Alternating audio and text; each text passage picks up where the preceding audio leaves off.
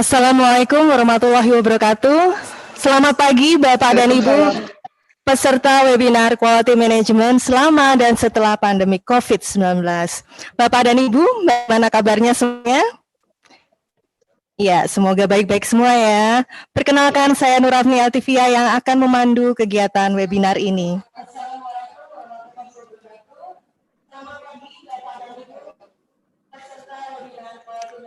Terima kasih atas partisipasi Bapak dan Ibu untuk mengikuti kegiatan webinar ini, dan kegiatan webinar ini diselenggarakan oleh jurusan Akuntansi Politeknik Negeri Malang. Sebelumnya, kita memulai kegiatan ini akan dibuka dulu dengan sambutan oleh Ketua Jurusan Akuntansi Politeknik Negeri Malang. Dipersilakan kepada Ibu Dr. Kurnia Ekasari. Waktu dan tempat kami persilakan Ibu. Assalamualaikum warahmatullahi wabarakatuh. Pertama-tama marilah kita ucapkan puji syukur kehadirat Allah Subhanahu wa taala atas berkat rahmat dan karunia-Nya, maka kita semua masih bisa mengikuti acara seminar ini, yaitu seminar tentang quality management selama dan setelah pandemi. Acara ini diselenggarakan dalam dua model, yaitu luring dan daring. Jadi untuk memeriahkan acara ini, kami mengajak dosen-dosen di jurusan akuntansi untuk hadir di gedung AE, sementara untuk yang di pihak luar kami sediakan melalui Zoom. Tak lupa kita sampaikan sholawat dan salam kepada Nabi besar Muhammad SAW. Semoga kita selalu menjadi orang yang dirahmati dan dicintai oleh Allah Subhanahu wa taala. Pada pagi hari ini acara akan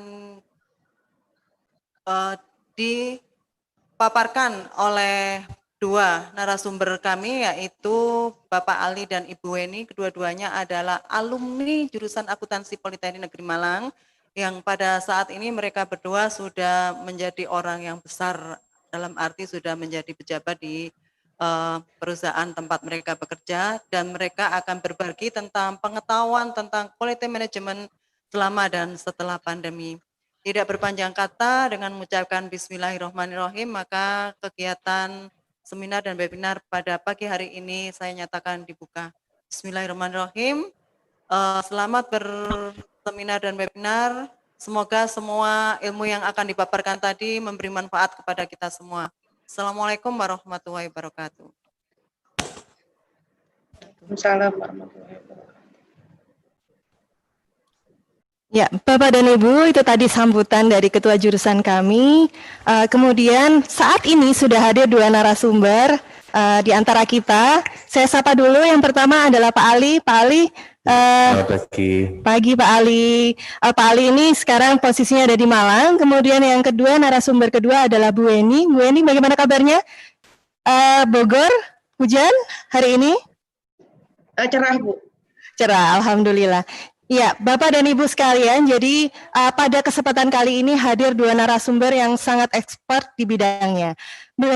Beliau berdua ini adalah alumni dari Politeknik Negeri Malang, seperti tadi sudah disampaikan oleh Ketua Jurusan Bu Kurnia Ekasari. Narasumber yang pertama itu adalah Bapak M. Syaifuddin Ali Syahidu, MM AKCA, CMA, CSRS, CSRA, CP, NN, LP. Aduh, saya sampai takut ini Pak membacakan gelarnya ya, panjang sekali. Pak Ali, ini saya singkat begitu ya Pak Ali ya, untuk memanggil Pak Ali. Pak Ali saat ini adalah Corporate Procurement Manager dari PT Amerta Indah Otsuka. Narasumber yang kedua adalah Ibu Weni Ferawati. Beliau saat ini adalah Corporate Business Application Manager PT Amerta Indah Otsuka. Nah, Bapak dan Ibu, PT Amerta Indah Otsuka ini mungkin Bapak dan Ibu sudah pernah mengenal, membeli atau bahkan menggunakan produknya. Kalau Bapak dan Ibu pernah mengkonsumsi Pocari Sweat atau Soyjoy, nah itu adalah produk dari PT Amerta Indah Otsuka. Nah, kemarin saya sempat explore ini Pak Ali dan Bu Weni. Jadi ternyata Amerta Indah Otsuka ini perusahaan yang punya konsep nutraceutical product. Semoga benar ya saya ngomongnya. Nutraceutical product, jadi produk yang memberikan manfaat bagi kesehatan tubuh dan menjaga kualitas hidup menjadi lebih baik. Nah, kalau kita pikirkan bahwa produknya saja diperuntukkan untuk menjaga kualitas hidup agar lebih baik. Nah, jadi kita semua ingin tahu, Pak Ali dan Bu Eni, tentang manajemen mutu yang diterapkan di perusahaan Bapak dan Ibu saat ini maupun setelah kondisi pandemik ini. Ya, kita semua tahu kan saat ini bahwa kondisi pandemik ini memberikan imbas kepada semua sektor. Nah, mungkin yang pertama kesempatan akan diberikan dulu kepada Pak Ali untuk memaparkan atau untuk mempresentasikan. Dipersilakan Pak Ali. Baik. Assalamualaikum warahmatullahi wabarakatuh. Selamat pagi Bapak Ibu semua, baik yang offline maupun online. Suatu kehormatan dan kebanggaan saya bisa bertemu dengan dosen-dosen saya. Meskipun saya sudah lulus lama, gitu, tapi Bapak Ibu sekalian tetap saya anggap sebagai guru saya. Jadi momen kali ini bukan saya memberikan kuliah atau seminar ke Bapak Ibu, tapi sharing ya, sharing apa yang selama ini kami lakukan, selama ini yang terjadi, karena memang saya dan narasumber satunya Bu Weni kebetulan mendapat peran untuk di perusahaan.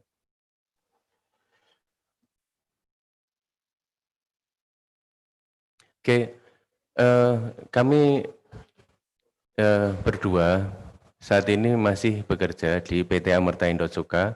Benar sekali tadi yang disampaikan Bu Dr. Nur Rafni bahwa Amerta Indo Cuka memang sangat concern ke kesehatan. Jadi kalau kita sakit ada obatnya, tetapi bagaimana caranya untuk tidak sakit.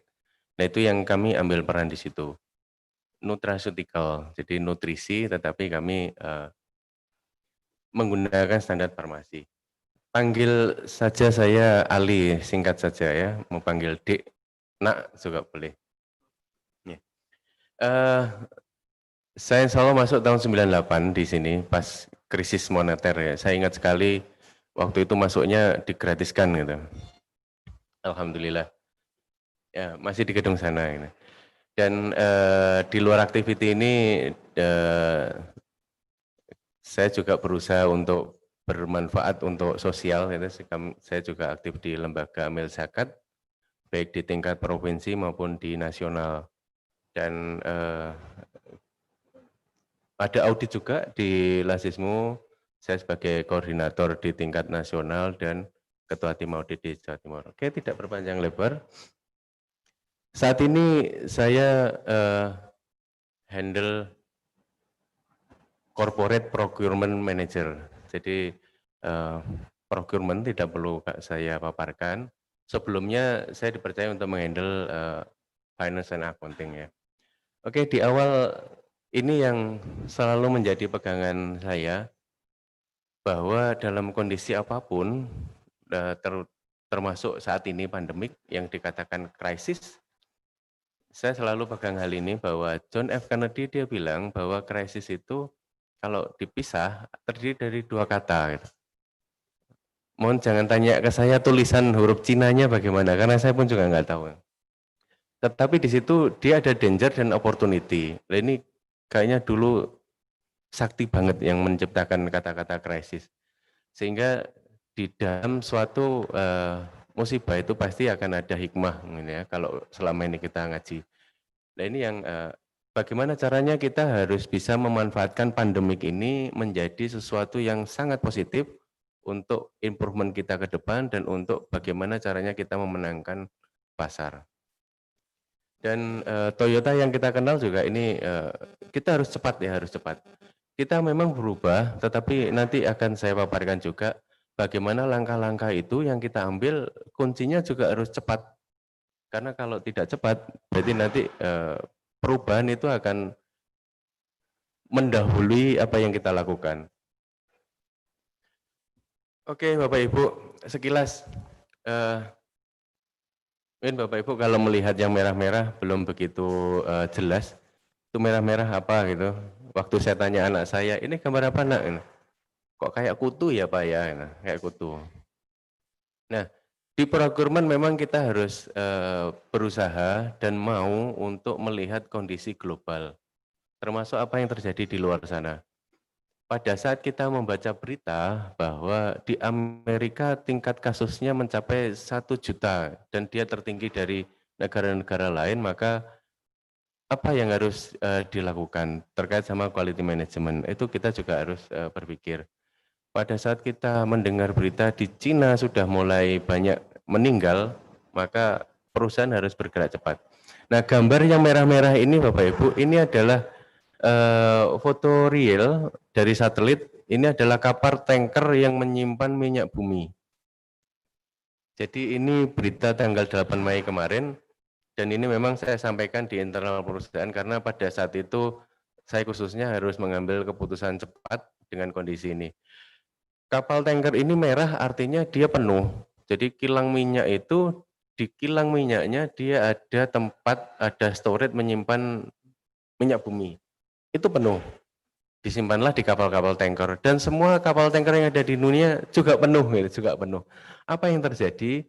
Di bulan Mei ini harga minyak bumi itu bukan hanya nol menjadi nol, tapi minus. Jadi orang, dia kalau mau minyak bumi kasihkan saja. Kasihkan, karena minus. Jadi kita cuma bayar ongkos transportnya saja. Itu yang terjadi. Karena memang sudah tidak ada tempat penyimpanan. Kalau keran air kita bisa matiin, tapi kalau minyak bumi pasti akan keluar terus. Itu yang terjadi. Nah, itu salah satu opportunity yang kita harus jeli dan melihat. Sehingga pada saat itulah kami juga melakukan sesuatu keputusan strategik. Oke Bapak Ibu. Nah, USA dan Cina itu memang unik. Karena dua negara itu dia berlaku dua-duanya, hemaprodit dia ya. Jadi dia itu juga konsumen terbesar, tapi dia juga produsen terbesar. Ini yang pada saat dua negara itu terganggu, supply chain global dipastikan akan terganggu. Contoh adalah vitamin C. Bapak Ibu pasti konsumsi vitamin C. Lebih dari 60% itu produsen vitamin C itu berada di Cina. Dan pada saat pandemik, demand vitamin C itu naik lebih dari 3 kali lipat. Apa yang terjadi? Padahal di Cina pun pabrik yang memproduksi vitamin C itu juga berhenti. Jadi tidak semuanya beroperasi. Nah, itulah yang kondisi-kondisi terjadi. Kalau kita hanya berpikiran sektoral saja, hanya mikir di Indonesia, tidak tahu global, tahu-tahu perusahaan harus berhenti, tidak bisa beroperasi. Nah, bagaimana kaitannya dengan quality management? Di sini saya cuplik bahwa FSSC itu dia mensyaratkan bahwa di procurement pun itu juga harus ada dan care tentang permasalahan quality. Food safety certification, food safety and system certification. Tentang supplier management, jadi bagaimana perusahaan itu memanage supplier-supplier material kita. Karena material itu dia adalah pembentuk bahan baku, jadi memanage supplier saja itu juga disyaratkan. Memanage materialnya juga. Kemudian bagaimana tentang kebijakan acceptance atas material yang kita pakai. Kemudian monitoring atas prosedur procurement-nya, itu pun juga disyaratkan. Kemudian bagaimana proses pembelian materialnya, itu pun juga disyaratkan, nanti akan kami bahas, dan role dalam rangka emergency case. Nah, di sini yang menjadi pelajaran berharga, bahwa selama ini kita hanya berpikir emergency case, jarang sekali perusahaan yang berpikir sampai terjadinya epidemi secara global. Paling bencana alam, banjir, peperangan. Tapi epidemi, apalagi secara global, jarang sekali perusahaan yang dia berpikir ke arah sana. Oke Bapak Ibu, inilah beberapa fakta yang terjadi. Jadi apa yang terjadi di dunia usaha selama pandemi, khususnya di dunia procurement. Yang pertama adalah tiba-tiba kita mendapati supplier-supplier material. Jadi perusahaan-perusahaan banyak mendapati supplier material itu dia kehilangan capability-nya. tiba-tiba di daerahnya harus lockdown, tiba-tiba karyawannya tidak boleh masuk. Belum lagi kalau di perusahaan itu ada karyawannya yang positif, sama pemerintah pasti akan diminta untuk berhenti. Dan itu tidak hanya di Indonesia, di seluruh negara. Kemudian bagaimana amburadulnya gitu ya, bagaimana porak-porandanya schedule transportasi. Ini luar biasa. Baik transportasi darat, transportasi laut, dan udara. Nah, yang transportasi udara sudah terlihat tadi, minyak bumi banyak sekali yang menumpuk. Memang karena transportasi udara berhenti lebih dari 80%. Transportasi laut juga berhenti. Sudah transportasinya berhenti, transportasi daratnya juga ikut terganggu. Jadi pada saat barang ada di supplier, belum tentu kita bisa tenang. Karena bisa jadi barangnya tidak bisa diangkut. Salah satu contoh adalah saya kontak gitu ke suatu supplier di negara, Pak, barangnya ada, tetapi kami tidak ada transport yang mengantarkan barang dari tempat kami ke pelabuhan. Kenapa? Karena baru semalam, Pak, ada yang meninggal di kecamatan saya. Jadi bahasanya begitulah dia, di negara sana. Di kecamatan saya semalam baru ada yang meninggal, sehingga sama pemerintah langsung semua warga itu harus berdiam diri di rumah, tidak boleh ada yang keluar. Jadilah barangnya siap tapi tidak ada yang ngantar gitu, tidak ada yang ngantar. Meskipun jadwal kapalnya itu siap. Demikian juga sebaliknya, pada saat jadwal transportasi darat ada, nyampe di pelabuhan ternyata kapalnya lagi nggak ada jadwal. Maaf ya Pak ya, ini kita lagi dihentikan dulu sama pemerintah. Nah, itulah memang yang terjadi. Banyak sekali. Kemudian beberapa model kita penentuan inventory itu pun kita juga harus memutuskan dengan cepat, harus berubah. Contoh pada saat dulu saya belajar, ada yang namanya metode min-max, ada ya safety stock, dan itu kita melihat berdasarkan history. Semuanya sementara kita harus tanggalkan dulu karena kita harus berpikir secara risknya seperti apa, sehingga hanya dari histori saja itu tidak cukup. Bagaimana kita juga mengantisipasi tidak hanya dari proyeksi ke depan, tetapi juga dari resiko. Nah ini yang harus berubah secara cepat pada saat itu. Metode pull maupun push itu pun juga kita tidak bisa gunakan sendirian, kita harus gabung dengan beberapa pertimbangan. Jadi bagaimana berarti kalau demandnya 100, saya harus menyiapkan material untuk 100 plus safety stock misalnya. Dan itu pun saya tidak bisa lakukan itu saja, harus gabung dengan risk baik di negara, risk supply, risk transport, dan sebagainya. Sehingga disitulah kompleksitas terjadi. Kemudian beberapa external risk yang mengikuti. Sudah suplai materialnya terganggu, transportasinya terganggu, Indonesia ikut-ikutan gitu. Kurs rupiahnya menjadi 17.000. Jadi luar biasa. Sehingga kita harus betul-betul cerdik di situ. Sehingga pada saat perusahaan tahu bahwa minyak bumi dia pada titik minus harganya, maka pada saat itulah yang tepat kita untuk melakukan dealing price dengan masa yang cukup panjang, masa bisa sampai dengan akhir tahun yang kita lock price, di mana atas material-material yang dia terkait bervariabel terhadap produksi dan harga minyak bumi. Nah disitulah kita harus cepat melakukan dealing. Kemudian terjadilah disrupting, komunikasi dan koordinasi. Saya 1 bulan sebelum terjadi pandemik itu berada di Malang bisa 2 minggu itu bagus itu, 2 minggu di Malang. Karena saya harus keliling ke Jakarta, Bogor, Sukabumi dan sebagainya. Keliling-keliling ke vendor-vendor, koordinasi, menyelesaikan masalah dan sebagainya. Tapi pada saat ini semuanya harus berhenti total dan semuanya harus komunikasi online. Di mana pada saat itu semua perusahaan juga belum mempersiapkan, jadi semuanya serba mendadak. Terjadilah kita beberapa jeda waktu, kita pasti akan ada lag di masa awal-awal pandemi. Nah, disinilah bagaimana kita koordinasi dituntut untuk bisa tetap jalan, gitu. Kalau bahasa orang Jawa, bagaimanapun caranya asap dapur harus ngepul, gitu. Itu kan, itu harus kita jaga. Inspeksi, kalau kita memastikan material datang, kalau memang terjadi ada sesuatu yang dispute, supplier mengirimkan tidak sesuai spek ataupun ada quality yang bagus, kita akan melakukan audit biasanya, dan auditnya akan offset, jadi ke tempat vendor. Tapi di masa-masa ini pasti semuanya tidak bisa, jadi semuanya online. Dan yang terakhir, ini yang kita selalu dengungkan di dunia usaha, memang cash is the king.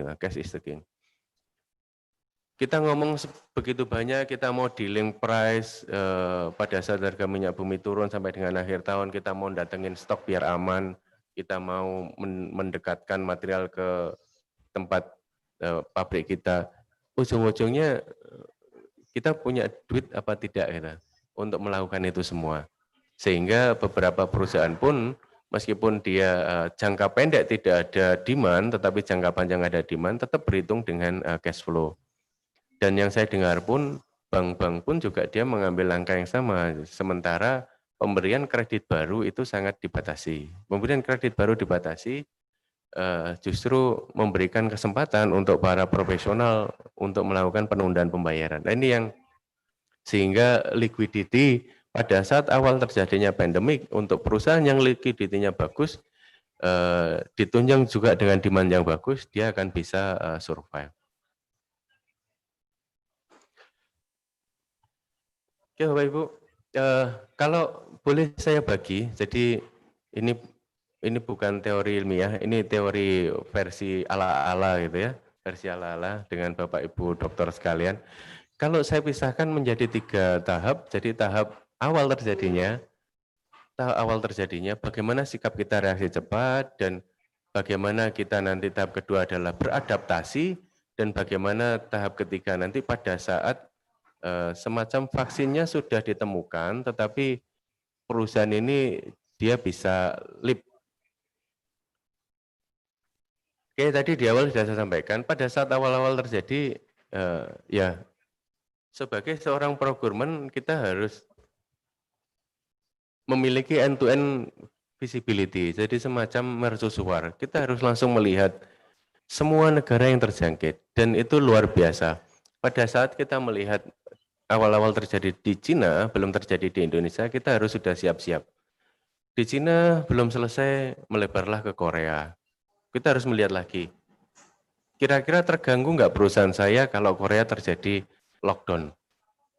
Kira-kira terganggu nggak Cina terjadi lockdown? Korea belum selesai, ternyata Jepang dan Singapura gitu. Jadi selama 4 bulan ini memang saya bergelut dengan Twitter, dan itulah kelebihan seorang procurement gitu.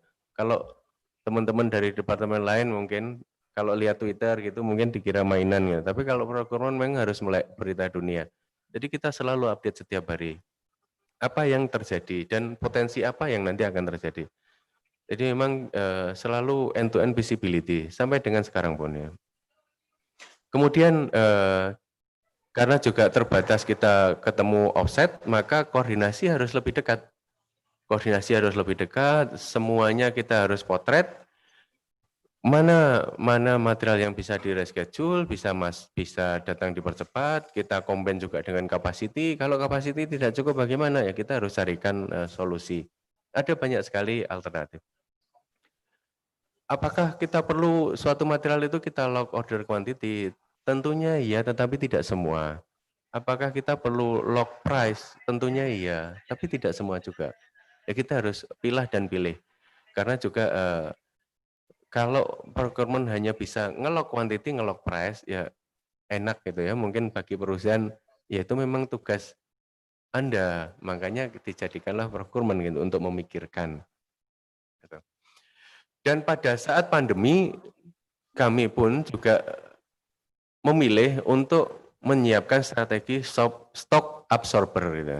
Jadi bisa diartikan dia skok gitu, skok atau sebagai spare. Optimize near location kami lakukan. Nanti apa itu kita akan perbanyak di tanya jawab saja. Nah, apa? Contohnya adalah kita punya banyak distributor itu yang kita manfaatkan sehingga kita nggak khawatir tentang penyimpanan karena penyimpanan ya ada di kita dan ada di mereka.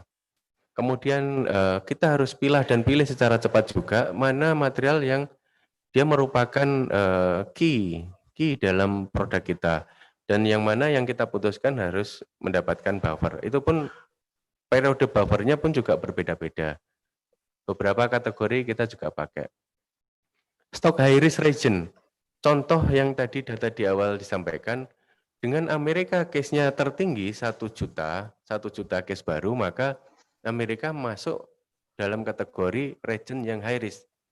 Sehingga Amerika itu memenuhi syarat kalau kita ada pembelian stok dari Amerika, lebih baik kita lock stok kita sampai dengan akhir tahun. Itu memenuhi kriteria. Contoh-contoh seperti itu. Bagaimana dengan Korea? Nah, Korea itu yang paling parah adalah provinsi Hubei saja, tetapi provinsi selain Hubei itu masih aman. Sehingga masih belum kategori high risk. Contoh seperti itu ya Bapak Ibu. Kemudian sekarang pun juga kita mulai memasuki masa adaptasi karena masa pandemi awal-awal yang hebat, karena sekarang kan masa second wave gitu ya, didengungkan second wave dan mulai di trial penggunaan vaksin.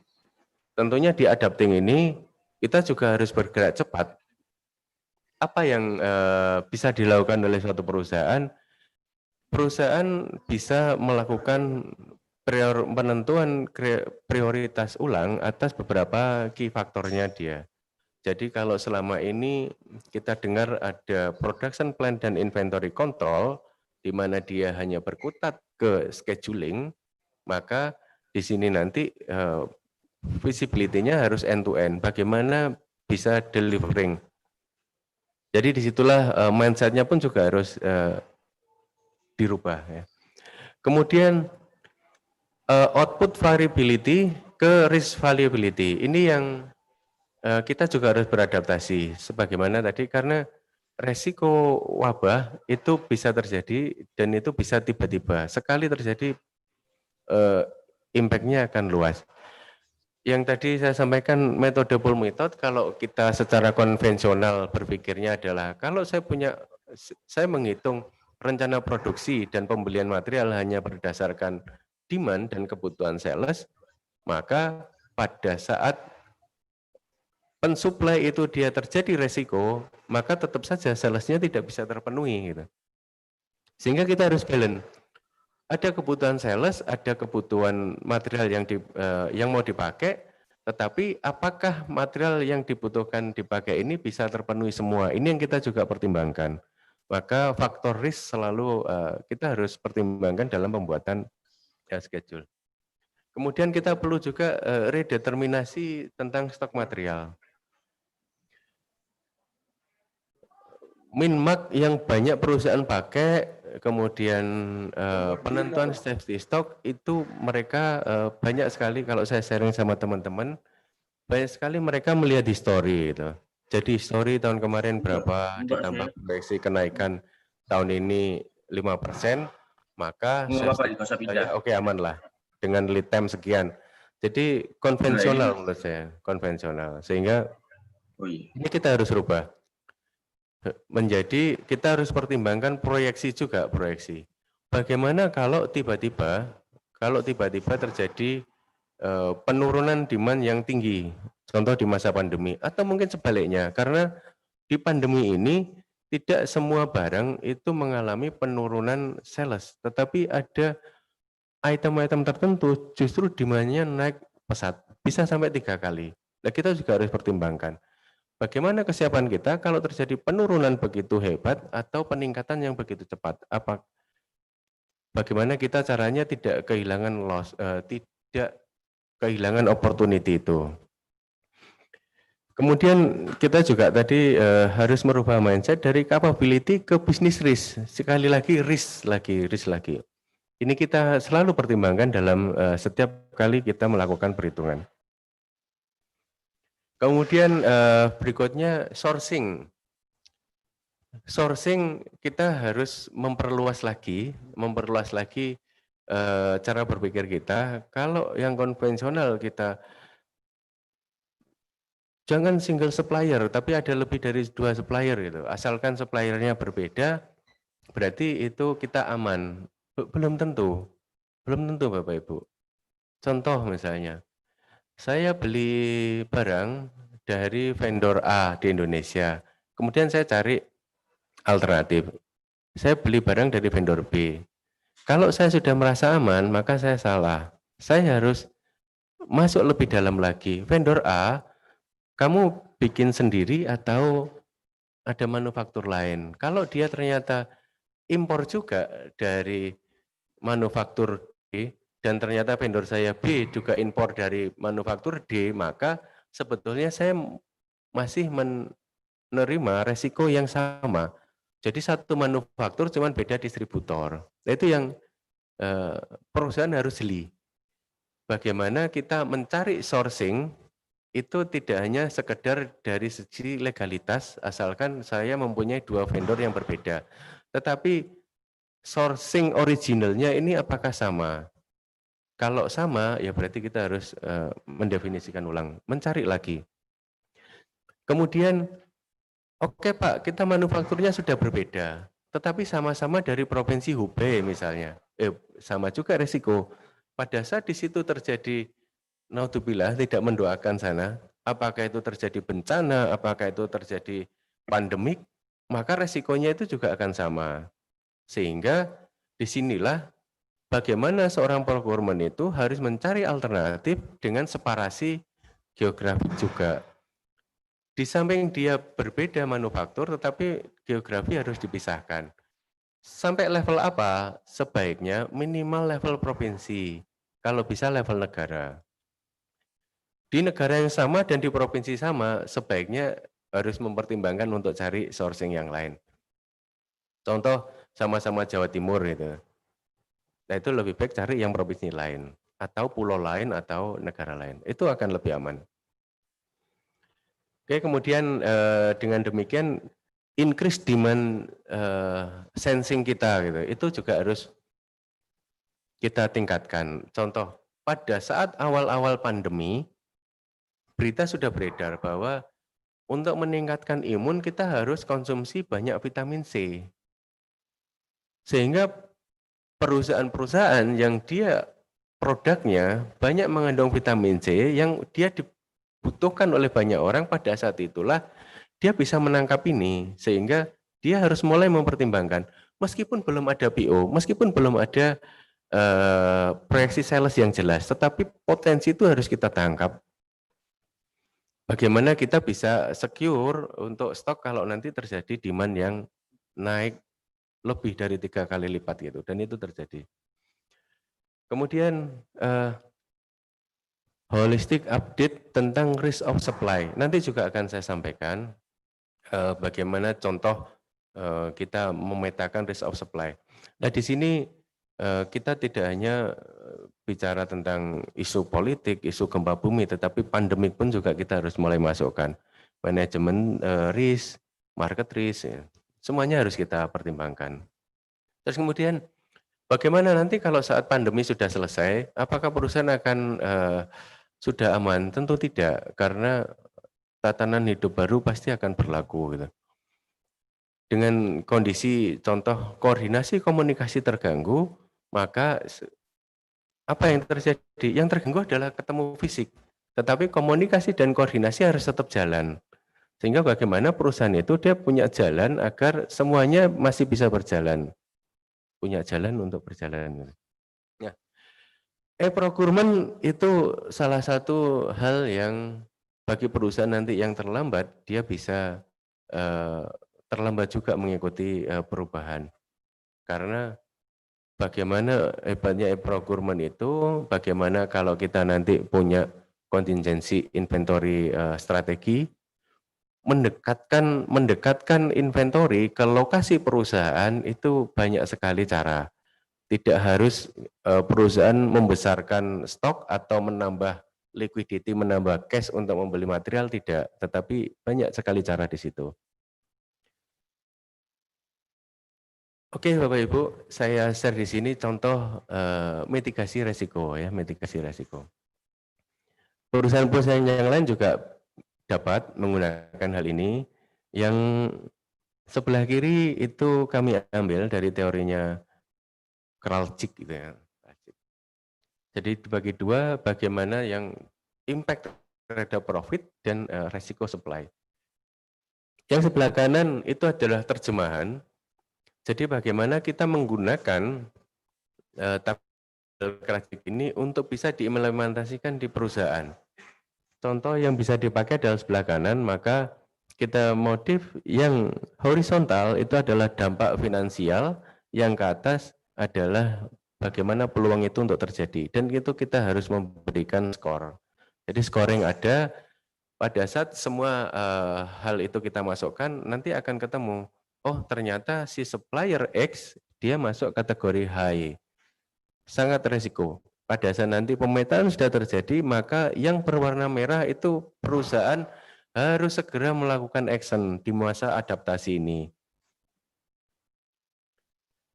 Contoh di sini adalah bagaimana yang resikonya paling rendah, non-critical item, itu adalah produk-produk umum yang gampang sekali kita dapatkan. Bahkan di toko-toko yang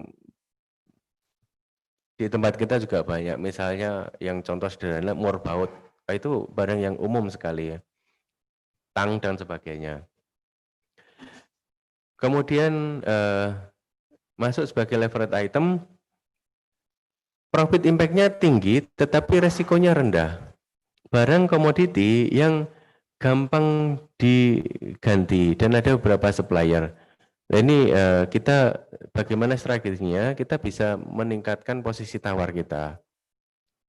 Tapi dia resikonya rendah karena apa? Masih ada pembanding yang lain, masih ada pemain yang lain. Tapi dia nilai transaksinya besar gitu ya. Nah yang paling tinggi adalah yang strategic item. Supply-nya terbatas, tapi dia sangat kritikal bagi perusahaan, apalagi kalau nilainya besar. Dalam negosiasi pun, keempat kuadran ini berbeda strateginya. Next, kalau ada kesempatan bagaimana teori negosiasi itu akan saya sampaikan. Bagaimana kami menghadapi supplier yang dia masuk kategori strategic item, non-critical item, yang bottleneck item, itu pasti akan berbeda strateginya. Kalau kita samakan, ya perusahaan pasti akan rugi. Kalau saya menghadapi, contoh, kalau menghadapi strategic item, dan saya memposisikan diri sebagai superpower, ya saya pasti akan ditinggal sama mereka. Maka disitulah letaknya seninya di situ ya, seninya.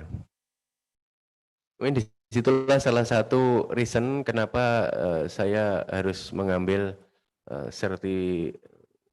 certification Neuro Linguistic Program, karena ya untuk mensupport skill saya dalam negosiasi lah ya. Semoga tidak ada supplier yang ikut webinar ini. Oke Bapak Ibu, ini terjemahnya. Bagaimana implementasi di perusahaan? Bagaimana saya harus menentukan? Nah, perusahaan ini contoh ya, contoh saja. Jadi ini bisa disesuaikan dengan masing-masing perusahaan, bisa berbeda untuk skalanya. Ada bagi perusahaan itu yang 50 juta itu sangat besar. Tapi ada bagi perusahaan itu 500 juta, oke lah, itu masih kategori moderate. Nah, disinilah harus terukur secara jelas. Bagaimana dia ukurannya tinggi, berapa dampaknya, berapa impact-nya terhadap profit. Itu harus terkategorikan. Sehingga nanti dari perusahaan, baik itu dari risk management maupun dari procurement, itu bisa menentukan mana yang akan menjadi skala prioritas. Contoh adalah yang mempunyai dampak finansial tertinggi, perusahaan dia bisa menentukan target kalau berpengaruh ke profit 20%. Nah, kalau berdampak profit 10% gimana? Apakah itu tidak perlu kita lakukan improvement? Pasti perlu, tapi kan kita harus skala priority. Sehingga kita harus jelas nanti. Kalau 10 sampai 20, oke lah itu signifikan ya, tetapi dia belum sangat besar gitu enggak. Dan ini kita bisa modify untuk masing-masing perusahaan. Bahkan organisasi non-profit pun juga bisa melakukan hal ini. Kemudian peluang terjadi itu pun juga kita harus skalakan, perusahaan dia harus bisa mengkuantifikasi hal ini. Kalau sering terjadi bagaimana? Kalau kayaknya nggak mungkin deh ini nggak masuk akal gitu. Itu yang nanti masuk kategori belakang. Contoh misalnya pemerintah beberapa kali mengumumkan bahwa akan dikenakan cukai atas plastik gitu sejak 3 tahun yang lalu. Alhamdulillah sampai sekarang kan belum. Nah itu pun juga bagi perusahaan yang bergerak mengandung plastik harus memetakan itu sebagai dalam risk mitigation. Dia masuk kategori apa? Kita harus sesuaikan dengan di sini.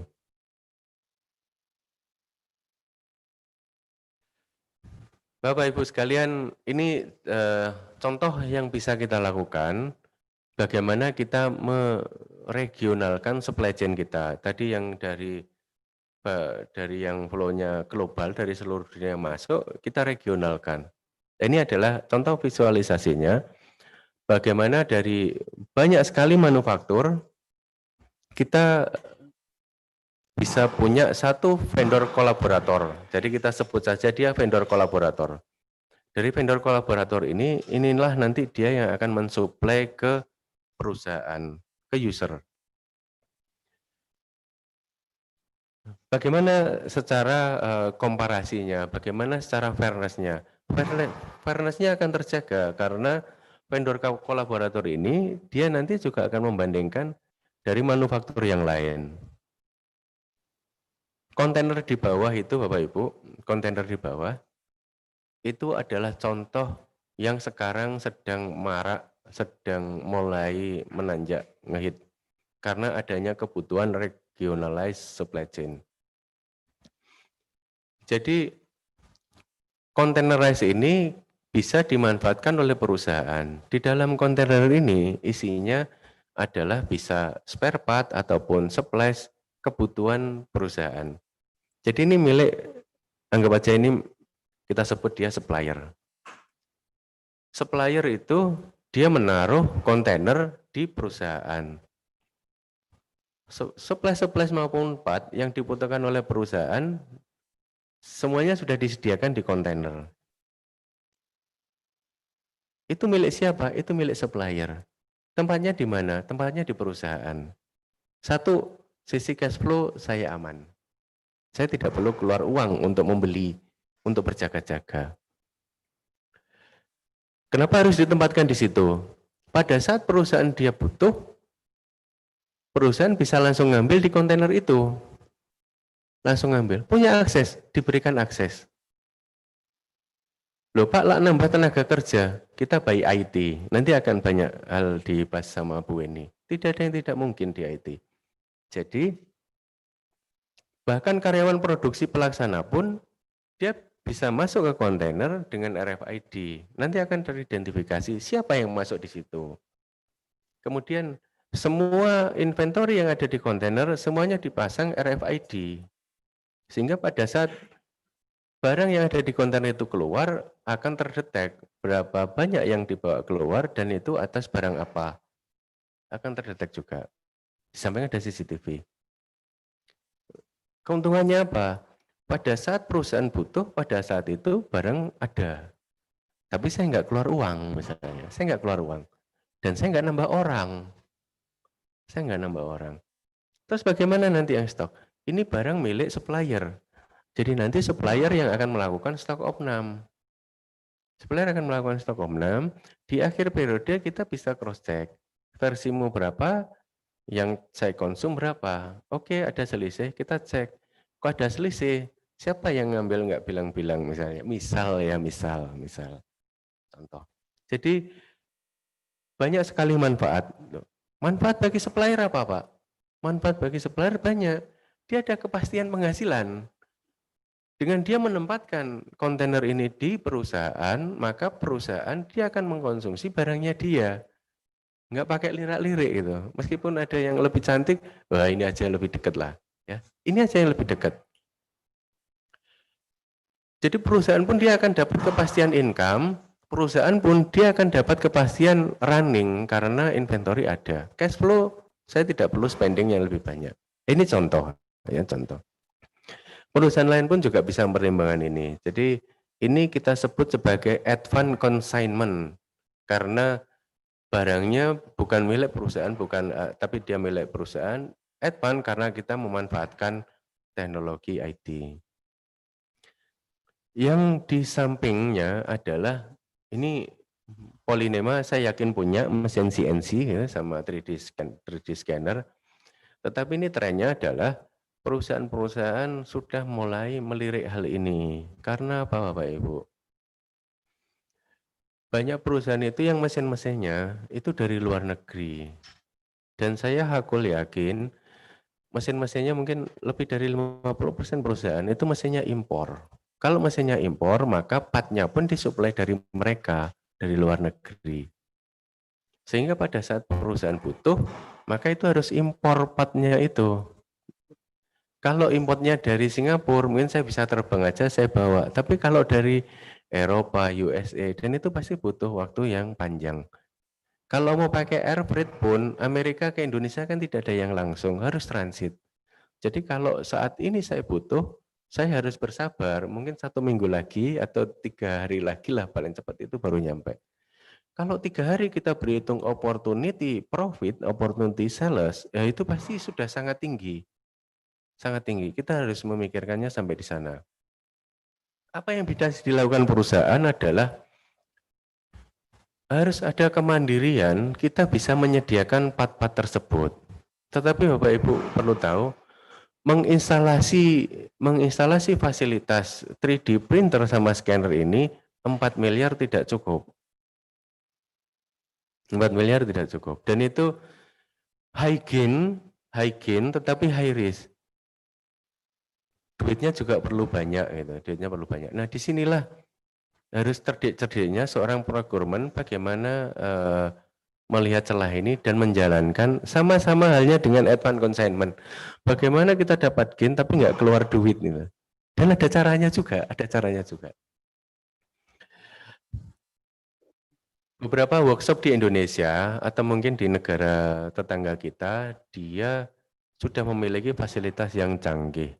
Bahkan di Indonesia, satu perusahaan rokok, saya pernah ke sana, satu perusahaan rokok besar di Indonesia, dia sudah punya workshop dengan fasilitas CNC komplit.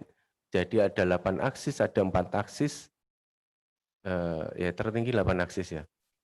Dan itu akhirnya karena saking besarnya, dia dijadikan satu PT sendiri oleh perusahaan rokok itu. Jadi semua kebutuhan partnya dia dipenuhi sendiri di situ. Berkembangnya waktu, ternyata si makernya mesin, dia sampai pada satu dia kesulitan tidak bisa memproduksi part untuk kebutuhan negara lain. Dia pesannya ke pabrik rokok itu, ke pabrik rokok. Makernya pesan ke pabrik rokok. Nah, banyak cara. Jadi perusahaan bisa bekerja sama dengan workshop yang sudah memiliki fasilitas ini dengan melakukan kontrak eksklusif, di mana di situ perusahaan bisa mendapatkan transfer knowledge, transfer skill, dan perusahaan juga bisa mengamankan tentang kebutuhan partnya dia. Jadi itu Bapak Ibu ya, dan saya ngobrol sama teman saya, kebetulan dia juga usaha di bidang permesinan gitu. Dia cerita banyak bahwa mesin-mesin dari Eropa sebetulnya partnya itu diproduksinya tidak di Eropa. Jadi dia di-split. Sebagian besar dulu di Cina, tetapi untuk yang Eropa sekarang mengalihkan dari yang sebelumnya dominan di Cina, sekarang dominan dari India. Apa yang terjadi kalau sekarang beritanya India sama Cina sudah mulai panas dan saling serempetan? Kalau itu terjadi Bapak Ibu, supply part pasti akan amburadul lagi. Apa amburadul? Jadi ya itu kelebihannya procurement gitu ya, harus baca-baca Twitter gitu. Jadi bos pun juga tenang. Ya. Sehingga kondisi global yang seperti itu kita harus memang harus sigap. Kalau sebagian besar diproduksi di India dan India dia tidak stabil, maka supply chain di global pun pasti akan terganggu. Oke, berikutnya e-procurement. E-procurement, jadi kalau perusahaan dia sudah menggunakan SAP, beruntunglah dia karena SAP digadang-gadang sebagai ERP tercanggih. Gitu. Tetapi e-procurement ini adalah suatu modul yang terpisah memang, dan investasinya juga tidak murah. Unda-undi lah ya, unda-undi sama instalasi CNC 3D printer gitu. Resikonya juga besar. Tetapi bagaimana caranya agar perusahaan bisa mengimplementasi ini, tetapi juga dengan nilai investasi yang sangat murah. Nah, kita harus berpikir bahwa sebetulnya yang memiliki kebutuhan atas e-procurement itu bukan hanya user, tetapi supplier pun dia juga ada kebutuhan ini. Nah, disitulah celah, disitulah peluang yang kita bisa tangkap. Sehingga perusahaan itu tinggal kita bekerja sama dengan mereka yang memiliki platform ini, kita integrasikan dengan sistem yang ada di perusahaan. Platformnya yang sebaiknya seperti apa? Satu, yang dia sebagai vendor kolaborator. Itu akan bagus karena dia punya sourcing yang banyak. Atau platform ke vendor-vendor yang dia merupakan single supplier kita, yang dimana lead time-nya butuh waktu sangat panjang. Jenis itemnya banyak.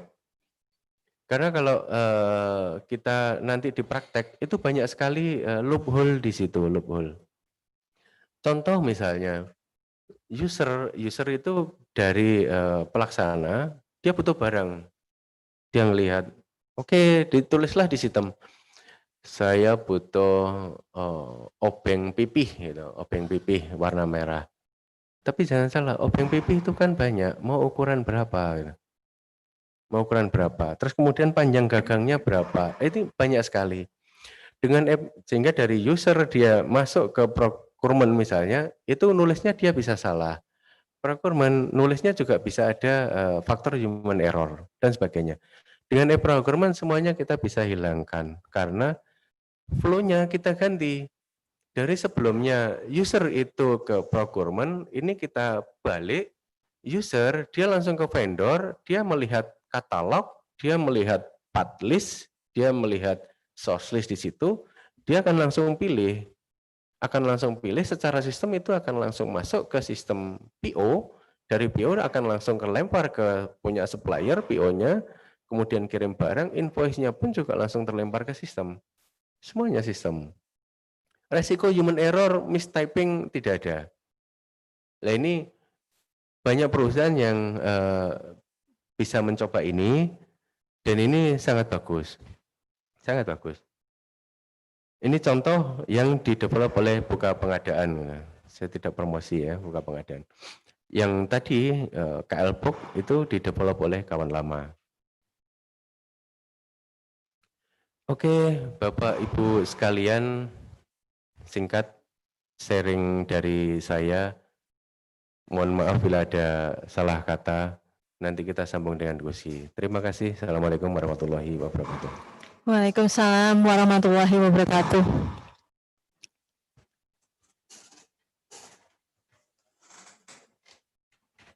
Terima kasih Pak Ali, sangat menarik sekali bagaimana aktivitas procurement bisa tetap eksis ya di tengah pandemik ini.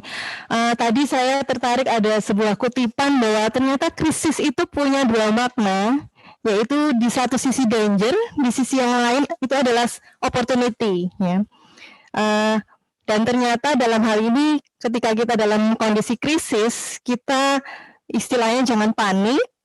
Kalau kita sebagai person take a deep breath, tarik nafas dulu, dan kemudian istilahnya supaya kita bisa berpikir jeli, oh ternyata ada peluang. Seperti tadi disampaikan oleh Pak Ali, ternyata dalam kondisi pandemik itu orang-orang itu butuh asupan vitamin C. Nah ini merupakan peluang atau opportunity bagi Otsuka, begitu ya Pak Ali? Nah dari segi procurement sendiri tadi juga Pak Ali menyampaikan bahwa ini sangat connect dengan teknologi informasi. Nah ini connected banget dengan materi yang akan disampaikan oleh Ibu Eni. Ibu Eni masih ada di sini, masih ada di antara kita kan Bu Eni? Bu Eni?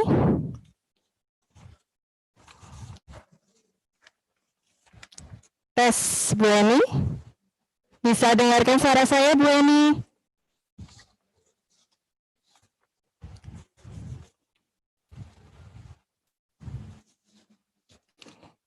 Seperti tadi saya sampaikan, narasumber kita yang kedua, Bu Eni ini adalah juga alumni dari Politeknik Negeri Malang. Beliau saat ini menjadi Corporate Business Application Manager PT Amerta Indah Otsuka. Sambil menunggu Bu Eni untuk join kembali, mungkin ada sedikit trouble dengan sinyalnya, saya akan bacakan untuk CV beliau. Jadi Bu Eni ini adalah alumni dari Politeknik Negeri Malang tahun 2003. Kalau Pak Ali tadi tahun 2001 ya Pak Ali? Iya. Jadi Bu Eni ini adik kelas dari Pak Ali. Kemudian selama beliau menangani terkait dengan IT di PT Amerta Indah Otsuka, ada banyak sekali proyek yang ditangani beliau, mulai dari ERP, Enterprise Resource Planning, kemudian terkait dengan Digitalize, Budget and Planning Project, kemudian terkait dengan Making Industry 4.0 Project, mulai tahun 2019 sampai dengan sekarang, dan yang terakhir, proyek yang ditangani oleh Bu Eni ini adalah Digital Transformation for Administration Project. Jadi banyak sekali proyek-proyek terkait dengan IT atau terkait dengan business application yang ada di Otsuka yang ditangani atau komandani oleh Ibu Eni. Baik Bu Eni, apakah sudah bergabung dengan kita semua? Belum. Kita tunggu dulu. Baik, sambil menunggu kita akan ngobrol dulu atau diskusi dulu dengan Ibu Eni.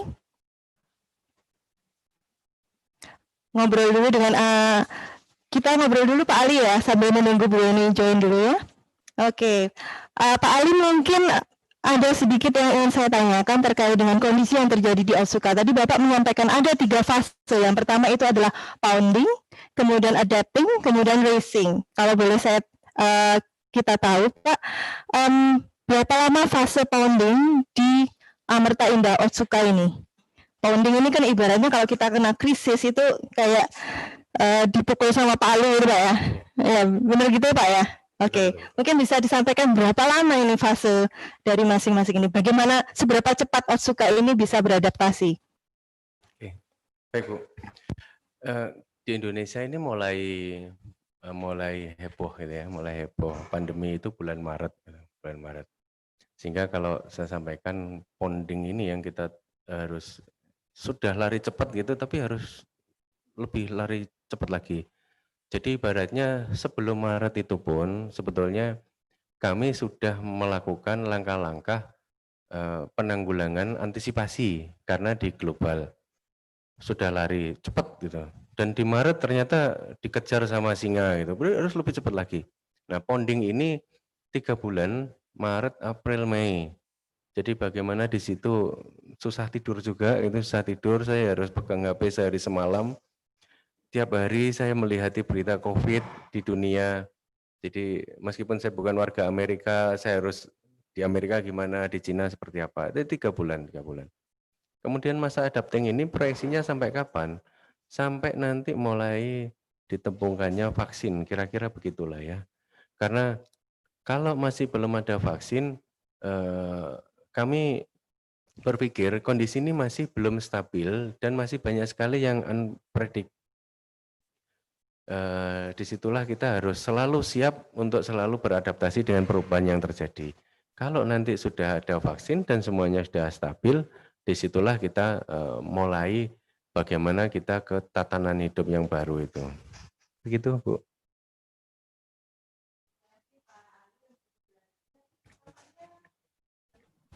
Terima kasih Pak Ali untuk penjelasannya. Tampaknya Bu Eni sudah bisa join kembali. Bu Eni, ada masalah koneksi. Ya, yang penting sekarang sudah bisa hadir lagi Bu Eni. Ya, alhamdulillah. Bentar ya, Bu. Ya, Bu Eni, kita langsung saja ke pemaparan dari Bu Eni. Waktu dan tempat dipersilakan. Oke, apakah presentasi sudah bisa dilihat, Bu? Sudah. Oke. Assalamualaikum warahmatullahi wabarakatuh. Bapak dan Ibu, jadi perkenalkan saya Weni, saya adalah Business Application di PT Amerta Indah Utsuka. Saya juga alumni Polinema, dulu Politeknik Universitas Brawijaya, dan sekarang bergelutnya kalau di Business Application itu di IT.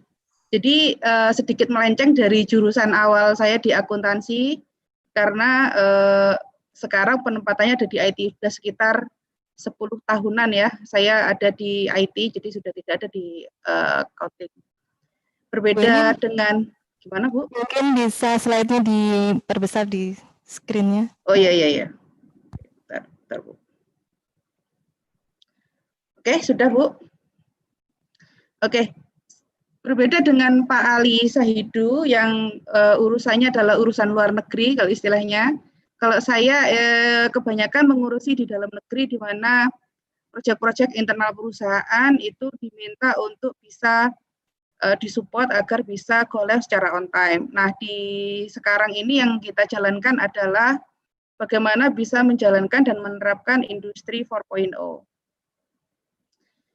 Industri 4.0 adalah revolusi industri keempat, jadi mungkin Bapak dan Ibu sekalian sudah paham gitu ya, sudah tahu bahwa ada industri revolusi industri yang terbaru.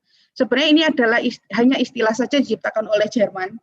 Kalau di negara lain biasanya mereka nggak menyebut ini sebagai industri keempat, tapi ada juga kalau Jepang itu industri revolusi industri kelima. Jadi terserah penyebutan seperti apa, tapi istilahnya sebenarnya sekarang ini semua diminta untuk connectivity gitu ya. Jadi bagaimana kita bisa mengkoneksikan hal satu dengan yang lainnya, baik secara vertikal maupun horizontal.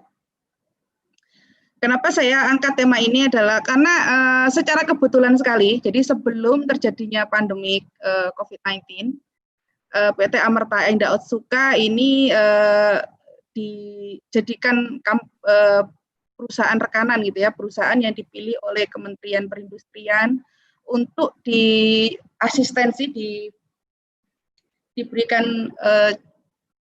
asistensi gitu ya, penyuluhan maupun pelatihan agar penerapan industri 4.0 bisa sukses. Nah, sangat beruntung karena ternyata penerapan industri 4.0 ini membuat kami di perusahaan menjadi cukup siap dalam menghadapi pandemik, di mana pola kerja, sistem kerja itu berubah gitu ya. Bagaimana kita bisa agile dalam menjalankan pekerjaan dan tetap mempertahankan kualitas dari produk itu secara tepat dan efisien. Ini adalah beberapa langkah pada saat Kemenperin memberikan ini. Jadi pertemuan ini dilakukan jauh sebelum ada pandemik gitu ya, di sekitar akhir tahun lalu. Jadi ada beberapa poin yang memang harus dipenuhi oleh Amerta Indah Utsuka sebagai rekanan dari Kemenperin untuk bisa menjalankan implementasi industri 4.0. Jadi saya lanjutkan ke slide berikutnya. Tahun lalu begini adalah kondisi dari salah satu bagian kerja di perusahaan kami. Saya contohkan salah satu karena ada cukup banyak development dan juga improvement dari semua departemen yang cukup masif terkait dengan industri 4.0, tapi saya ambil salah satu contohnya itu di area produksi dan QA atau laboratori, di mana ini memang terkait dengan pengendalian mutu produk di perusahaan kami. Tahun lalu, laboratori dari perusahaan melakukan aktivitas, itu semua dijalankan dan direcord secara manual gitu ya. Jadi dari tools atau equipment maupun dari mesin, itu hasilnya dicatat secara manual, kemudian keesokan harinya baru dilakukan input ke sistem SAP kami sudah implementasi SAP. Kemudian H+2 baru report atau summary bisa dilakukan atau bisa dilihat summary reportnya, dan dilakukan rilis finish code itu setelah waktu inkubasi selesai. Ini adalah ritme pekerjaan sebelum kita menerapkan Industri 4.0. Kemudian sekarang itu kita sudah posisinya seperti ini. Jadi semua equipment maupun mesin itu sudah terkoneksikan secara real time ke server IoT. Jadi sudah tidak ada lagi record secara manual. Kemudian jika memang dibutuhkan untuk pengawasan environment yang membutuhkan check sheet untuk diisi, member-member yang ada di line produksi itu melakukan input datanya itu langsung secara digital gitu ya.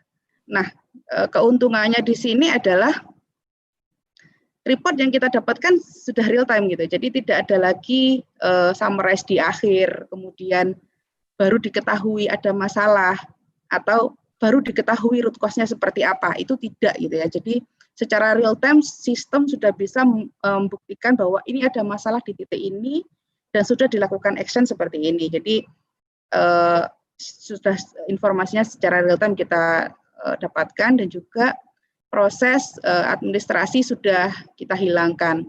Kita hilangkan di sini bukan berarti orangnya kita hilangkan juga. Tapi nanti ada di slide terakhir saya bahwa kami mendevelop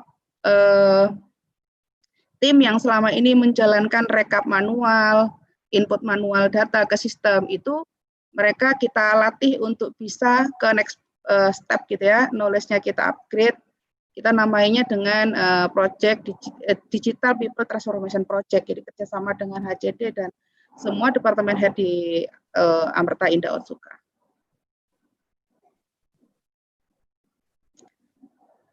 Ini adalah salah satu dashboard yang menunjukkan bahwa kita bisa real time gitu ya. Sekarang real time mengawasi produk, produksi maupun aktivitas yang ada di laboratorium. Jika sebelumnya kita terpaku pada area kerja, harus datang, harus mengecek kertas, kemudian berdiskusi langsung gitu ya, dan sekarang dengan metode baru ini kita bisa dimanapun dan kapanpun mendiskusikan pekerjaan gitu ya, maupun mereview semua aktivitas yang ada di Amerta Indah Otsuka. Kalau di era sekarang ini sangat dimudahkan karena siapapun orangnya, lagi WFO atau WFH, kita bisa meeting bersama secara online dan membahas data yang sama. Jadi tidak ada lagi orang yang memegang kertas yang men-share informasi, tapi informasi bisa kita akses secara bersamaan dan kita bisa langsung mendiskusikannya. Kalau itu terkait dengan sesuatu yang harus diputuskan, maka data-data yang bisa diakses bisa bareng kita akses bersama gitu ya. Bisa kita buktikan kebenaran datanya, dan detail datanya juga bisa kita dapatkan. Termasuk terkait dengan quality produk summary itu kita sudah bisa dapatkan secara real time, sehingga traceability sudah tidak lagi manual seperti dulu, menggunakan kertas mencari dan lain-lain gitu ya, dan membutuhkan waktu cukup lama. Sekarang traceability produk itu sangat cepat gitu ya, kita tinggal memasukkan produk code, kemudian master batch, itu kita langsung bisa men-summarize gitu ya, kondisi produksinya pada saat itu seperti apa. Seperti itu Bapak dan Ibu. Kemudian ini adalah real time dashboard untuk improve laboratory productivity. Jadi siapapun bisa melihat di mana sampai apa transaksi atau pekerjaan yang dikerjakan oleh rekan-rekan di lapangan. Jadi kita ada sebutnya adalah Genba People. Jadi Genba People adalah orang-orang yang memang harus datang ke area kerja dan mereka harus menjalankan tugas tentu dengan protokol COVID-19 yang ketat. Tapi kita juga bisa secara real time mengawasi apakah progres pekerjaan mereka itu sudah sesuai target atau belum gitu ya. Jadi di sini bisa dilihat bahwa pekerjaan mereka sampai di mana dan seperti apa, itu dashboard activity-nya terlihat sangat jelas. Kemudian pada saat kita melihat apakah progres ada masalah atau seperti apa, kita bisa melihat dengan jelas. Termasuk juga dari pada saat dilakukan aktivitas inspeksi atas produk, jika ada masalah, kita juga bisa memfollow up itu secara real time. Jadi tidak ada lagi sekarang mencari PIS-nya siapa gitu, enggak ada gitu. Jadi kita bisa langsung melihat PIS-nya siapa dan progres pengerjaannya sampai di mana. Sehingga sekarang environment bekerja dimanapun, kapanpun itu sudah bisa kita dapatkan dan itu bisa mensupport kondisi pandemik COVID-19 ini sehingga Amerta Indah Osuka bisa tetap mempertahankan quality produk yang terbaik.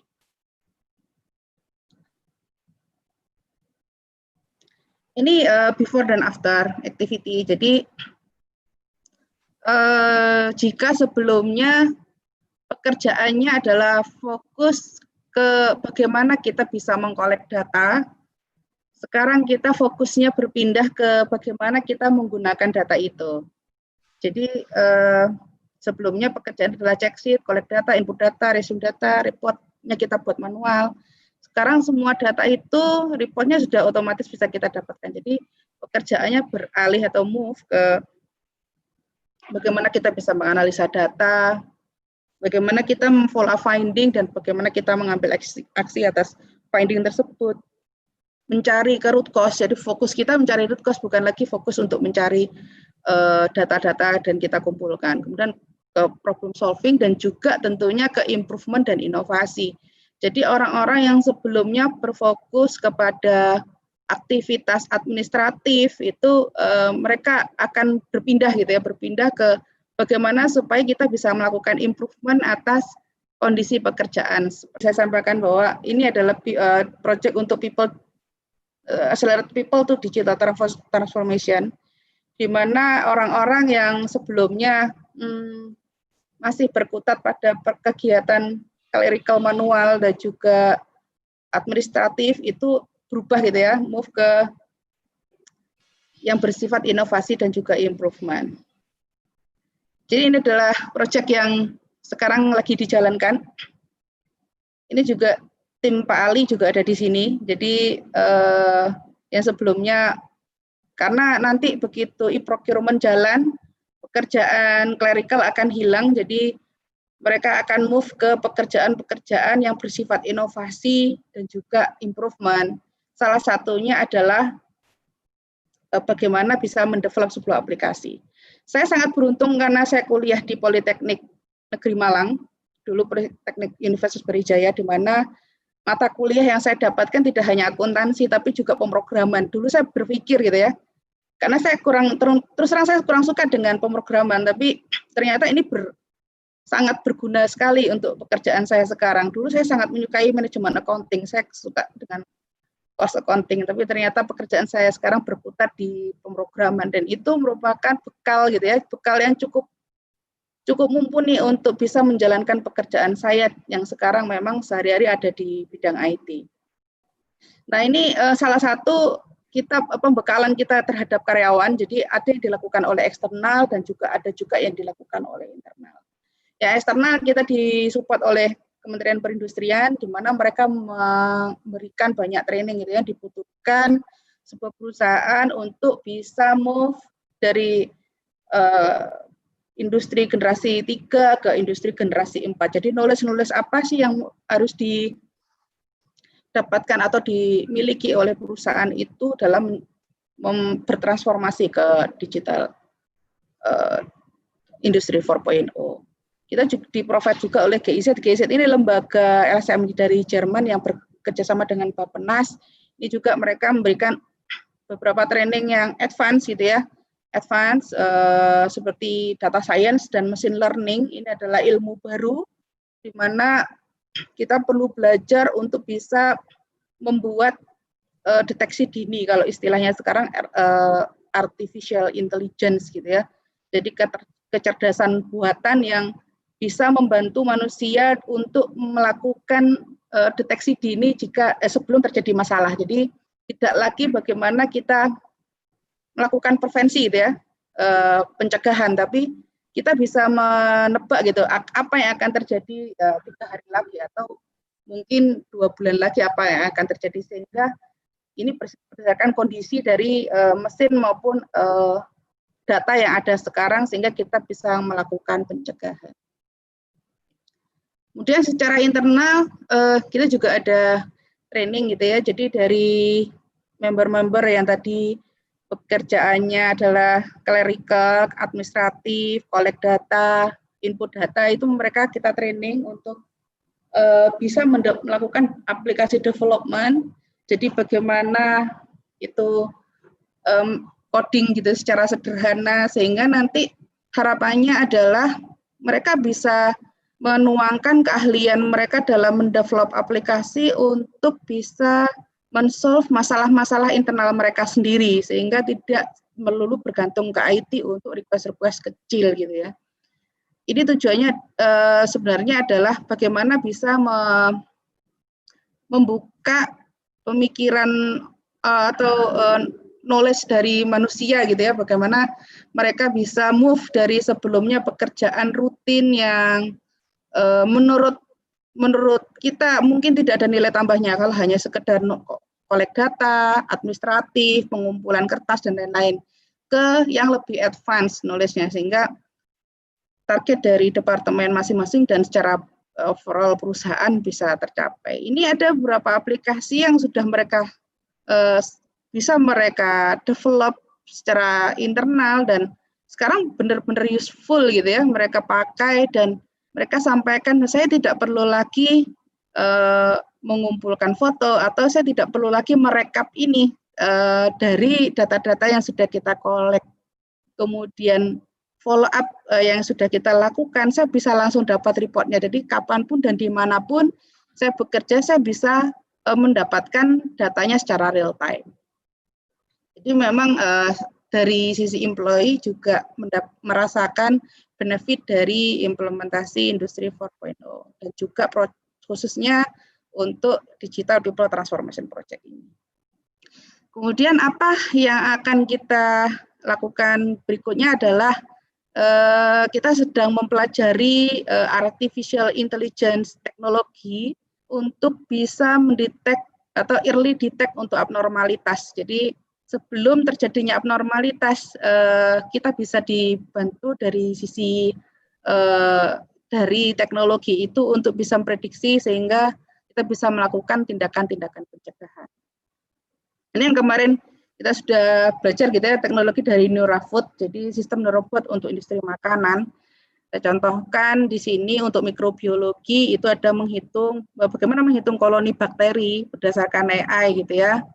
Kemudian bagaimana caranya melakukan sortir dan identifikasi atas produk gitu ya, berdasarkan dari pengolahan image. Jadi dari unstructured data kita olah menjadi structure. Jadi ini adalah ujung dari bagaimana kita belajar tentang data science dan juga machine learning method untuk bisa menerapkan implementasi ini. Termasuk yang ketiga adalah untuk identifikasi mutu dan kualitas produk gitu ya, dari image-nya produk tersebut, sehingga kita tidak ada lagi inspeksi manusia, tapi dari sistem sendiri bisa mendetek sebelum kejadian itu terjadi gitu ya, dengan artificial intelligence. Itu saja presentasi dari saya, cukup singkat. Bu Dr. Nurafni, saya persilakan. Terima kasih. Assalamualaikum. Terima kasih Bu Eni. Baik, itu tadi paparan dari Bu Eni, Business Application Manager dari PT Amerta Indah Otsuka. Sesi berikutnya kita akan masuk ke pertanyaan. Sudah cukup banyak pertanyaan yang masuk, Bu Eni dan Pak Ali. Saya coba bacakan satu persatu. Pertanyaan pertama ini dari Ibu Anissa Fitriani. Pertanyaannya adalah, nah tadi Pak Ali menyinggung tentang cash is the king gitu ya Pak Ali. Jadi terkait dengan likuiditas perusahaan yang saat ini sangat dibutuhkan oleh perusahaan sehingga memaksa banyak sekali perusahaan terpaksa harus merumahkan pegawainya. Bagaimana langkah-langkah yang dilakukan oleh perusahaan untuk menjaga likuiditas di tengah pandemi sehingga PHK tersebut bisa diminimalkan. Mungkin dari Pak Ali atau Bu Weni yang akan menjawab. Baik, Bu. Iya. Terima kasih. Pertanyaan sangat menarik. Saya jawab dengan contoh real saja ya, contoh real. Jadi memang cash is the king. Jadi kalau ada yang teman saya keberatan, saya juga bersedia berdiskusi dengan beliau. Karena kondisi yang sekarang terjadi, naudzubillah banyak dirumahkan karena memang terganggu likuiditas. Bagaimana perusahaan itu dia bisa survive? Dia harus beradaptasi. Jadi kalau dia kaget, kagetnya jangan lama-lama. Gitu. Kagetnya jangan lama-lama. Waduh, ada pandemi. Diem gitu. Segeralah bergerak yang menghasilkan. Contoh yang saya kutip di sini adalah ada perusahaan di Jawa Timur. Silakan nanti dicari kabupatennya, saya bocorin, Probolinggo. Bisa kota, bisa kabupaten. Jadi dia sebelumnya adalah perusahaan tekstil di sana, perusahaan tekstil. Dia ekspor jadi dia itu mensuplai merek terkenal yang dijual di mal-mal. Ya, inisial depannya U, Dia mensuplai ke situ. Dari sana dijual lagi ke Indonesia. Itu real ya. Pabriknya di Probolinggo. Pada saat pandemi, bahkan order yang sudah dia terima itu dibatalkan sama si pembeli, dibatalkan. Dia seorang Pak Haji, tapi dia kaget. Siapapun pasti akan kaget, semua pengusaha kaget. Tapi dia kagetnya nggak lama, dia segera berubah karena dia di tekstil, dia langsung membuat baju-baju APD, Walhasil ordernya dari Indonesia sendiri itu berlimpah dan sekarang dia ekspor APD-nya itu ke negara yang lain dan disitulah dia bisa menyelamatkan semua keluarga termasuk karyawan kan keluarganya dia, bahkan dia sekarang bisa mendapatkan suatu keuntungan yang lebih besar daripada bisnis dia sebelumnya. Itulah maksud saya, krisis itu pasti ada opportunity ya, jadi kagetnya itu segeralah bergerak dan mencari inisiatif yang lain. Demikian Bu. Iya, terima kasih. Terima kasih Pak Ali. Jadi istilahnya kalau krisis, kagetnya jangan lama-lama gitu ya Pak. Ya, ini sudah ada beberapa pertanyaan lagi yang masuk. Jadi pertanyaan berikutnya dari Ibu Mika. Tadi disampaikan bahwa misalkan bagian produksi memesan part ke procurement, maka akan riskan sekali terjadi human error. Kemudian bagian produksi ketika akan order ini sudah tidak melewati procurement lagi, tapi langsung melihat katalog supplier. Nah, berarti apakah dengan e-procurement ini bagian procurement sendiri sekarang sudah ditiadakan? Apakah begitu Pak Ali? Ini pertanyaannya ke Pak Ali lagi nih Pak Ali. Enggak. Nanti Bu ini akan ada pertanyaan. Ya. Iya. Ya. Kalau saya tidak dibutuhkan berarti sudah ada posisi lain buat saya, mungkin gitu ya Bu ya. Nah, prinsipnya kita akan meningkatkan flow itu karena kan juga bukan kitab suci ya, jadi semua flow, semua dokumen itu bagi kami itu semuanya bisa dirubah asalkan menjadi lebih baik. Dalam perjalanan banyak sekali human error, impact-nya apa? Impact-nya adalah kalau terjadi kesalahan pembelian di mana kalau source-nya itu, kalau jargon selama ini, kalau sumbernya, kalau asalnya itu sampah, maka ujungnya akan sampah. Kalau dari permintaannya salah, maka yang didatangkan pun juga akan salah. Nah, potensi itu kita hilangkan. Procurement di mana posisinya nanti? Sama dengan tadi yang disampaikan Bu Weni, kalau dulu kita fokusnya adalah mencarikan barang, maka nantinya pun kita adalah bagaimana kita menjadi strategic sourcing, kita menjadi partner bagi perusahaan.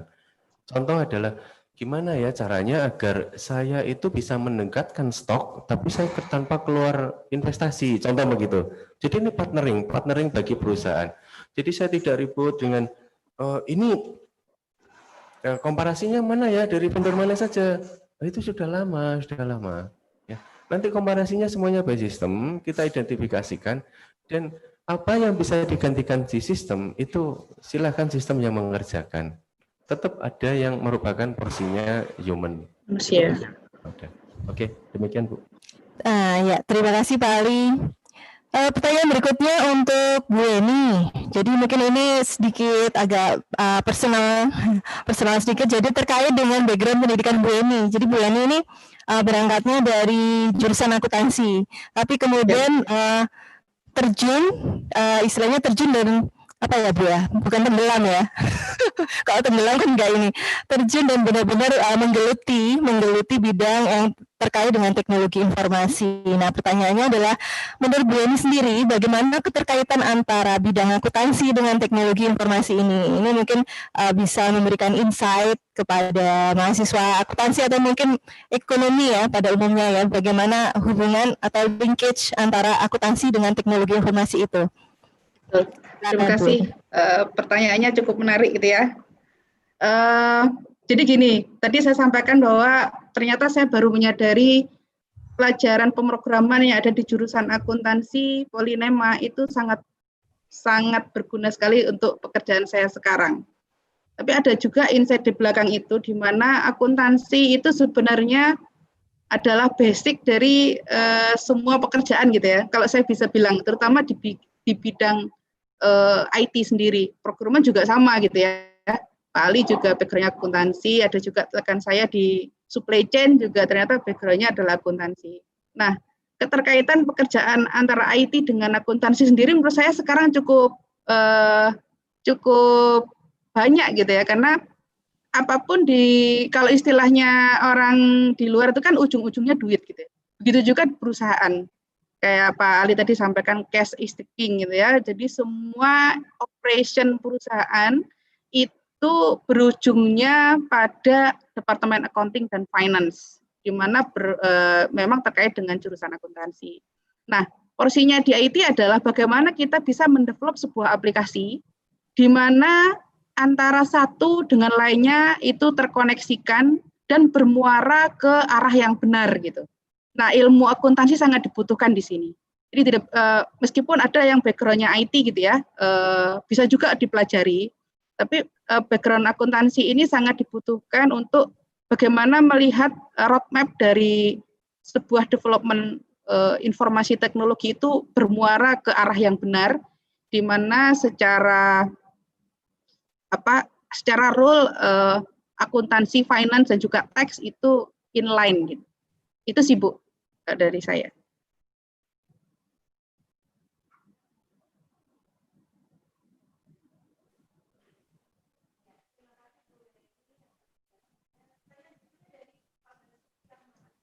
Suaranya hilang.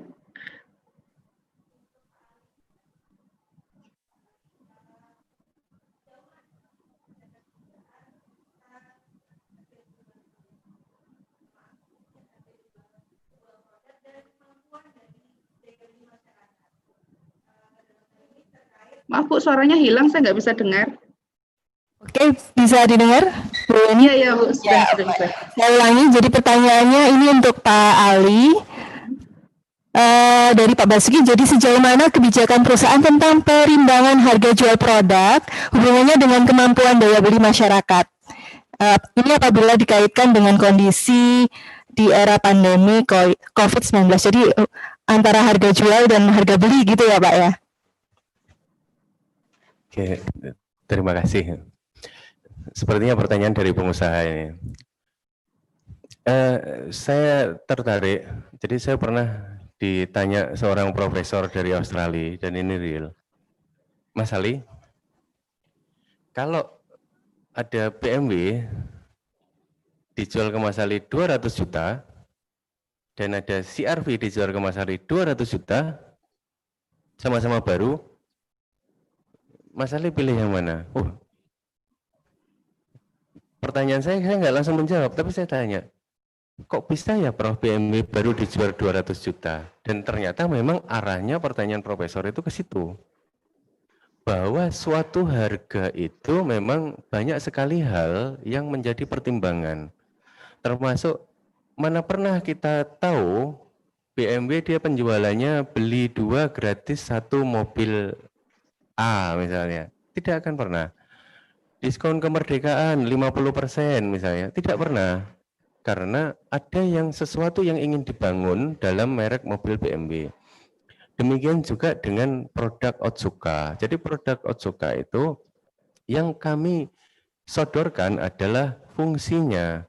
Makanya Bapak Ibu, kalau minum Pocari Sweat itu tidak pernah ada rasa-rasa yang lain karena memang kami tidak jual yang passionnya. Tapi yang dijual adalah fungsinya, di mana fungsi itu harga yang ditawarkan ke masyarakat itu masih jauh lebih kecil daripada benefit. Jadi di sini adalah antara benefit dan harga itu selisihnya sudah jauh. Bagaimana dengan kemampuan daya beli? Sebetulnya kalau secara tidak langsung dengan benefit itu diperoleh oleh konsumen, maka secara kesehatan mereka akan terjaga. Kalau kesehatan terjaga, mereka tidak sampai sakit. Itu harapannya karena kami menjaga agar masyarakat tetap sehat, nutraceutical. Demikian Bu Nurafni. Ya, terima kasih Pak Ali. Baik, pertanyaan selanjutnya untuk Bu Eni. Bu Eni tadi sudah memaparkan tentang Digital People Transformation Project. Nah, kalau misalnya kita melihat tampilannya ini, wow gitu ya Bu Eni ya. Tapi saya yakin sekali bagaimana proses transformasi digital ini di dalam perusahaan pasti membutuhkan effort yang sangat besar, terutama dari pimpinan di level pimpinan. Nah, mungkin bisa digambarkan atau dipaparkan bagaimana apa yang dilakukan oleh Otsuka ini terkait dengan transformasi digital. Baik, saya coba jawab ya Bu.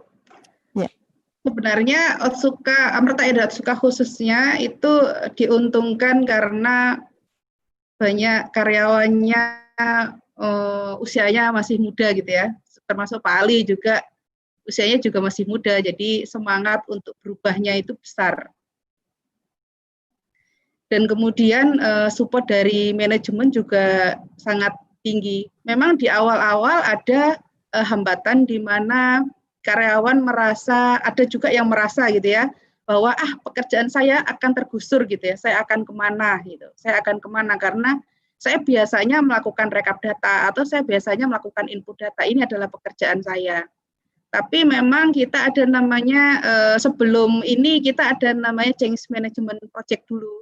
Jadi bukan mengganti manajemen, bukan, tapi bagaimana kita bisa men-change atau merubah mindset dari manajemen sendiri dari di level manajemen manajerial, bahwa ayo kita berubah ke arah sana dan lebih baik. Jadi solusi untuk kedepannya akan lebih baik karena bagaimanapun juga ke depan dengan era produksi dan industri yang baru, kalau kita tidak berubah maka kita akan hilang. Sehingga dari situ, berawal dari situ, kita jalannya lebih mudah.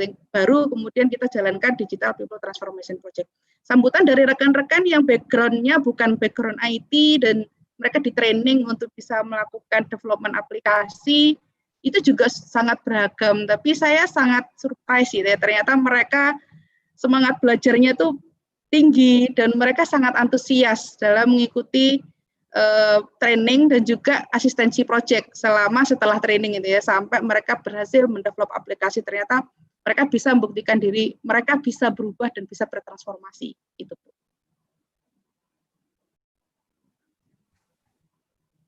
Ya, terima kasih Bu Eni. Baik, pertanyaan selanjutnya untuk Pak Ali. Pak Ali, tadi Bapak sudah menjelaskan tentang mitigasi risiko ya. Ini terkait dengan dampak finansial. Ada yang mulai dari high, significant, moderate, low, dan minor. Yang ingin ditanyakan di sini adalah perspektif dari perusahaan sendiri terkait penanganan atau pertama pengklasifikasiannya dulu, kemudian penanganannya terkait dengan level-level dari dampak finansial untuk mitigasi risiko ini. Dipersilakan Pak Ali. Baik Bu, mitigasi risiko. Jadi tadi di awal itulah yang kami sampaikan bahwa positioning procurement itu harus berubah.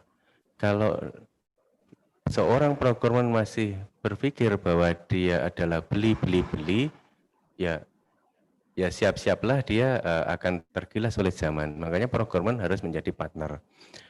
Dalam suatu develop memang procurement tidak bisa dia berdiri sendiri. Pasti akan melibatkan departemen lain, di mana di situ ada research development, ada quality. Tetapi disinilah bagaimana seorang procurement dia bisa menjadi seorang motor, dia bisa menjadi seorang inisiator. Di mana resiko-resiko yang ada di supplier tentunya procurement dia yang lebih tahu. Bagaimana impact resiko yang terjadi itu dengan apa yang akan dialami oleh perusahaan. Dan itu kita akan petakan segera secara manajemen itu harus berkomit. Kita tentukan prioritas, kalau sudah kita petakan yang high sudah ketemu, kemudian yang signifikan sampai dengan ke bawah, mana yang kita harus lakukan dahulu.